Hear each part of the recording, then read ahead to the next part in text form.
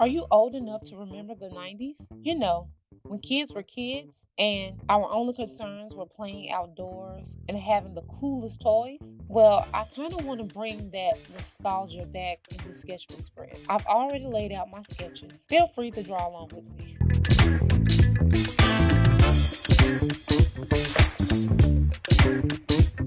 When I think about the 90s, I think about blockbuster movies, amazing sitcoms, adorable fashion, and being able to eat whatever you want and still be skinny.